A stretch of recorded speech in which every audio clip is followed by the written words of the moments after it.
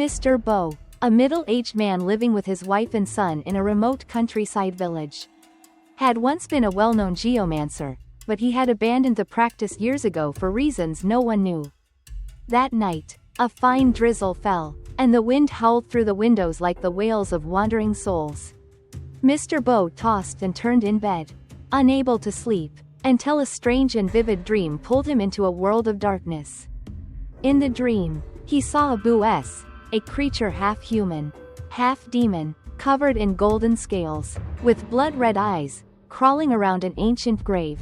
It let out a shrill cry, then turned to him and spoke in a woman's voice. "A golden resting place, milk for my child. Come, you too shall drink." For reasons he could not explain, he crawled toward the creature and latched onto the bloody breast hanging from its chest. The liquid was hot and briny, bitter like death, but he couldn't stop himself. He jolted awake, cold sweat soaking his pillow. But he was no longer alone in bed. At the foot of his bed stood a girl. She wore a crimson silk halter, her long black hair veiling half her pale face. Her eyes were pitch black and bottomless, eyes that pulled you in like a well of shadow. She smiled, stepped closer, and whispered, "You drank from me, now you are mine." She bent low and murmured an incantation in a language older than time. Then her sharp, claw-like fingers plunged straight into his chest. He screamed, blood bursting like a fountain, while her eyes shimmered with joy, feeding. By morning, the villagers found Mr. Bo's body lying in bed, shriveled and dry, like every drop of blood had been drained from him. Not long after, his wife, Madame Ho, fell ill. She stopped eating, drinking, and speaking. On her final breath, she whispered to their only son, "Never learn geomancy, never, or you'll end up like your father." Winter arrived like a curse. The wind sliced through the village like invisible blades, and the trees stood barren, skeletal against a gray sky. After the death of his parents, the boy, just 9 years old, was left to fend for himself. No relatives came, no neighbors offered help. His home turned cold, empty, silent. At night, he could still hear his mother's whisper in his dreams. Never learn geomancy.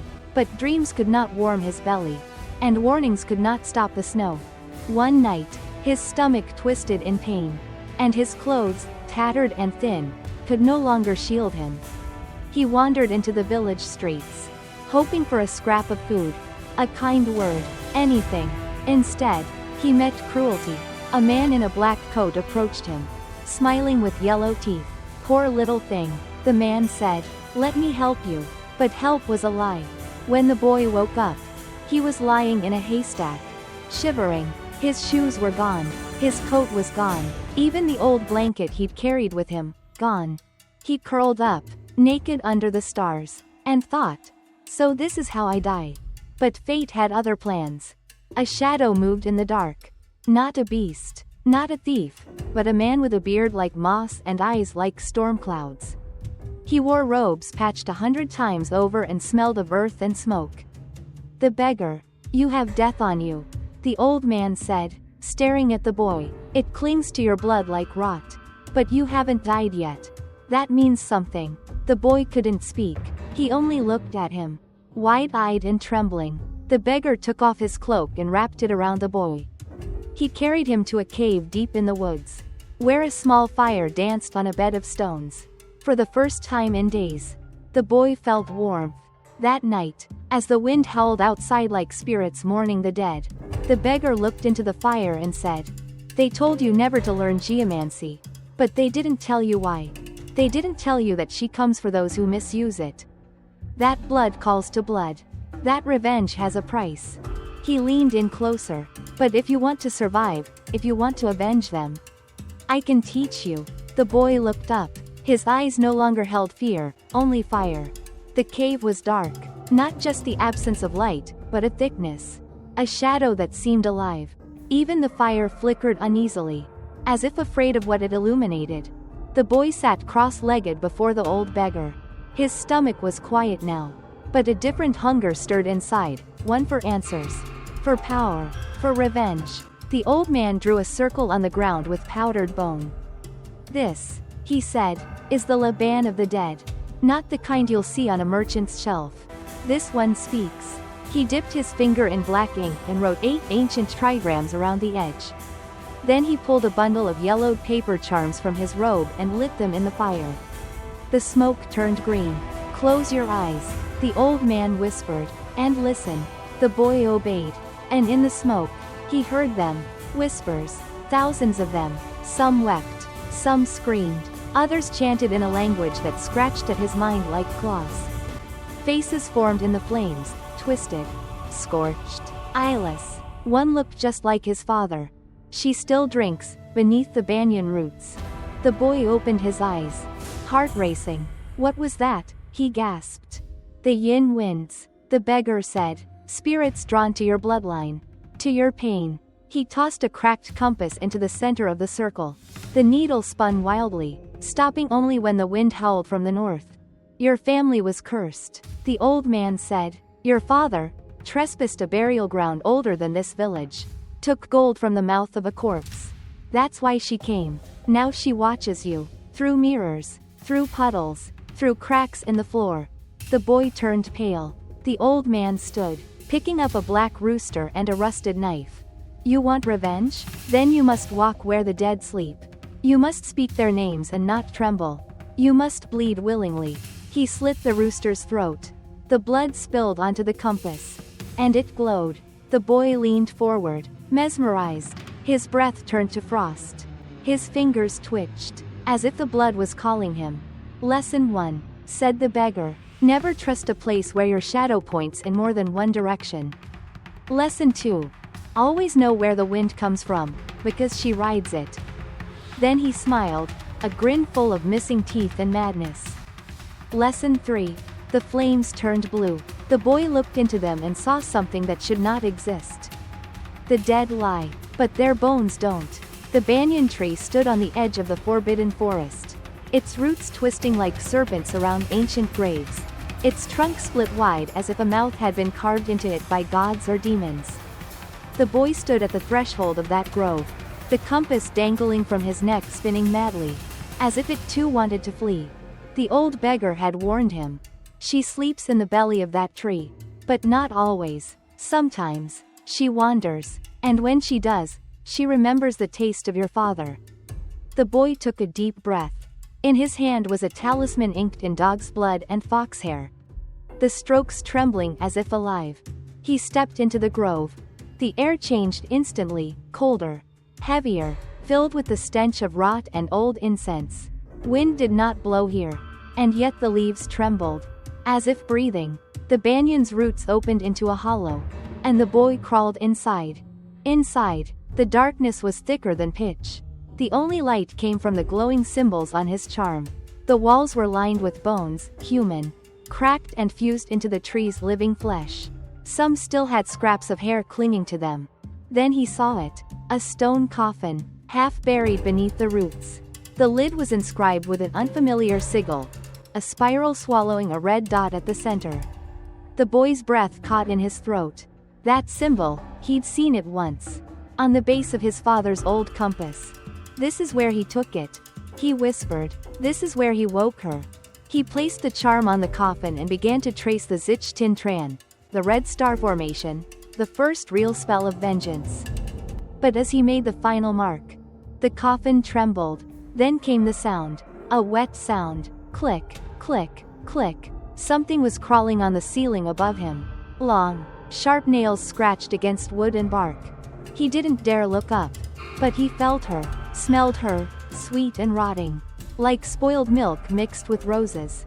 A voice dripped into his ear. "Little thief's blood, you smell like your father." He turned. There she was, the girl in the red silk. Her eyes glowed like dying coals. Her mouth smiled too wide, lips stretching until her cheeks tore. The boy raised the talisman, shouting the incantation the beggar taught him. "Tien Quang Tran Kai, Len Fap Bi Hun." The charm ignited in green fire. The girl hissed, backing away, but not vanishing. "You're not strong enough yet," she whispered, "but I'll wait." She melted into the shadows, leaving only the stench of blood and burnt silk behind. The boy collapsed beside the coffin, trembling, but alive. When he crawled out from beneath the banyan tree, the wind finally returned. It whispered through the leaves. Soon, the village hadn't changed. The muddy paths still wound between crooked houses. The old temple still loomed on the hill, its incense long since gone cold. But something was wrong, unspoken, felt only by the skin. There were no shadows. Not from trees, not from people. The sun was out, pale and weak above, but nothing cast a single shadow. The boy felt at first as a chill on his neck. Then he noticed the silence, no birds, no barking dogs, not even the rustle of leaves. As if the world were holding its breath. He walked slowly, compass clutched tightly in his hand. It spun wildly, then stopped, pointing behind him. He turned. A woman was watching from a window. Her neck was too long, her eyes too black, and when she blinked, her eyelids closed sideways. Don't speak, the beggar had warned him before the journey. Not to anyone in that village. Their mouths are no longer their own. He moved quickly, past the temple gate. The stone lions were cracked, their eyes gouged out. Incense ash stained with teeth lay at the altar. Someone had been burning things that should never be burned. The boy made his way to his old home. The front door hung loosely, creaking in the wind. The house was dark, and colder than outside. Dust blanketed everything, but footsteps, bare and wet, marked the wooden floor. He followed them to his mother's room. The bed still smelled faintly of her, the lavender oil she used, the worn cotton blankets. But above the bed now hung a mirror, one that hadn't been there before. The frame was made of braided hair, black, still glistening, and the mirror itself was fogged from within, as if something were breathing on the inside of the glass. He stepped closer, looked into it, and saw her, the red silk girl, grinning, standing behind him. He spun, talisman in hand, nothing. But when he turned back, the mirror was shattered, blood oozed from the cracks, dripping onto the floorboards. And then, a voice, faint, from beneath the house. So, you've come back. Let's see how many pieces your soul has. The floor began to rot beneath his feet. Planks darkened, then splintered. Pale hands reached up, dragging themselves from the crawlspace. Dead villagers, eyes sewn shut, mouths gaping with centipedes crawling in and out. The boy bit into his thumb and flung his blood in a circle around him. Puyat and Tran Ta, blood seal to bind the wicked. The spirits shrieked and recoiled, clawing at the air, the ground, their own flesh, before vanishing like smoke in reverse. The house went still. The boy stood alone, but he understood now. This wasn't just a haunted village. It was a prison for something far worse. And his blood was the key. The next night, the wind howled like a beast in heat. Clouds choked the moon. Somewhere beyond the trees, drums began to beat, slow and thunderous, like the pulse of the earth had turned sick. The boy sat cross-legged at the center of a drawn formation, a new Han Tran, 5 elements seal. Around him, bowls filled with iron nails, river stones, dried mandrake root, and rooster blood steamed under the moonless sky. But he was not alone. A figure stood just beyond the circle, draped in gray robes the color of ash. A man watched him. His hair was long and matted like dead roots, and his skin pale as wax. In his hand, he held a broken laban, its center missing, needle twitching like a trapped insect. Your father, the man said, his voice hollow like a bell struck too many times. He was a fool. He believed in balance, in mercy, and look where that got him. The boy didn't rise. He only stared, fingers tightening around a talisman inscribed with cinnabar and thorn. You knew him? The man smiled, but his teeth were black. We studied under the same master. We read the same stars. But when we found the ancient tomb beneath the banyan, I chose truth. He chose fear. He stepped closer. The compass needle snapped. All 5 elemental bowls cracked. Do you know what your bloodline carries? Boy? You're not cursed. You're chosen. Descendants of the Gatekeeper clan. Those who sealed the Diamak Ma'anu, the demoness of the earth veins, over 1,000 years ago. He raised his hand, revealing a brand on his palm, a spiraling sigil identical to the one on the coffin under the banyan. I broke the seal. I drank her knowledge. And now, His other hand lifted, and the ground boiled. Earthworms slithered from the soil. But they had too many legs. Bones burst upward like roots. A spirit, faceless and crawling on backwards limbs, slithered into the circle. Now she whispers to me in my sleep. The boy stood, raising the blood-soaked talisman, shouting, Fan Tran, Thien Hin Kai Mok. Reverse the formation. Heavens, reveal the true vein. The cracked compass on the man's hand exploded, sending needles of iron into his flesh. The spirit screamed as the circle inverted, each bowl imploding into itself, sucking the unclean energies downward. But the man didn't fall. He laughed. You've learned quickly, he said, wiping blood from his cheek. But not quick enough. He vanished into black smoke, leaving behind only the echo of footsteps that didn't touch the ground. The boy dropped to his knees, heart pounding. He hadn't just awakened an old enemy. He had stepped onto a chessboard carved in bones. And the first piece had moved. That night, the cave felt colder than ever. The old beggar sat silently beside the fire, sharpening a needle made of human bone. His breath clouded the air, and every time the flames crackled, shadows on the walls seemed to whisper. The boy spoke at last. He knew my father. He said we were gatekeepers. That there's a demon beneath the earth. The beggar didn't look up. He only nodded. You've seen the spiral sigil? Yes. Then the time has come. He pulled out a bundle wrapped in yellow cloth, tied with red string and sealed with blood. Slowly, with fingers that trembled slightly, the old man unwrapped it. Inside was a severed human tongue, blackened and still fresh. Alongside it, an old, broken compass, its needle long gone, its casing cracked with age. This belonged to your father, the beggar said, and that tongue belonged to the man who tried to curse his memory.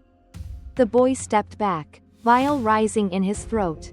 We're going to summon his spirit, the old man said, but not through words, through veins, through wind, through what lies beneath the skin. He handed the boy a blade carved from obsidian, slick with oil and ash. To summon the past, you must bleed like it did. The boy cut his palm. The blood hissed as it hit the compass. The needle spun. The old beggar began to chant, ancient words in a dialect older than the village itself. The smoke from the fire turned black, and the air thickened with the scent of myrrh and something wrong. The compass snapped, and then, from the shadows, a figure emerged. His father, or what was left of him. His eyes were clouded, his mouth sewn shut. Chains of shadow dragged from his wrists, anchored to something deep beneath the earth. The boy stepped forward, tears stinging his eyes. Father, why did you open the tomb? The spirit trembled. Then, somehow, despite the threads sealing his lips, he spoke, his voice emerging from the boy's own chest. I was deceived. He told me it was a gate to enlightenment. But it was a womb. A place where something ancient had been fed for centuries, with blood, with breath, with names. The shadows behind him writhed, and a distant scream echoed, not human, not beast. She's growing stronger, the spirit gasped. The seal weakens each time blood is spilled. That's why your mother, why I. His form flickered. The beggar hurled a charm into the fire. Enough. He'll be pulled back if we don't anchor him. But it was too late. A hand, long, skeletal, and covered in pulsating veins, burst from the shadows and dragged the spirit away. Back into the black. The compass shattered fully. The fire died. Silence. Only the old man's voice remained. A whisper in the cold. Now you know. Your father didn't free the demon. But he cracked the door. And the betrayer? He plans to open it wide. Snow fell. Thick. Silent. Like ashes from a sky that had burned too long. The boy stood at the summit of New Hun Sun, the highest peak in the region, the place where, centuries ago, the ancestors of the Gatekeeper clan first sealed the demoness beneath the earth. He wore his father's cloak, his mother's charm necklace. Around him, talismans fluttered in the wind, soaked in blood, anchored to the 5 elemental stones placed in the shape of a star. The final ritual had begun. Below, in the valley, the traitor moved. His body was no longer human, stretched, cracked, veins pulsing with black light. eyes blind from mortal sight, but wide open to the underworld. The beggar lay dying, a smile on his cracked lips. He had used the last of his life force to bind the betrayer to the valley. To buy time. This is your fight now, he whispered, but your soul doesn't fight alone. Suddenly, the wind stopped, the sky turned crimson, and the red moon rose. It was time. The boy raised the restored compass, one he had reforged from his father's broken one. Merging it with his blood and his mother's tears. Its needle pointed straight into the earth. The mountain trembled. The demoness stirred beneath the soil. Voices filled the air, thousands of them. Ancestors, spirits, beasts, old gods. They screamed, wept, whispered. The traitor emerged, climbing the mountain, screaming curses in a tongue too old to be remembered. You think you can stop her? He hissed. You think one broken child can seal a goddess? The boy didn't answer. Instead, he knelt and plunged the compass into the heart of the stone star. By the blood of my father, by the soul of my mother, by the bones of this land, I restore the seal. A pillar of red light burst from the summit, carving a hole through the sky. The traitor screamed as his body unraveled, his soul torn into threads. The ground split, the mountain wept fire, but the compass held. The demoness shrieked beneath the crust of the world, a sound that turned birds to ash. That stopped time for 3 heartbeats. Then silence, light, and snow. When the boy awoke, it was morning. The valley was quiet, no drums, no shadows. The sun was warm again, and the earth no longer whispered. The beggar's body had vanished. Only his flute remained, stuck into the snow like a grave marker. The boy rose, alone, but not empty. Behind him, 2 figures stood for a moment. His mother, his father, smiling, and then they faded into the wind.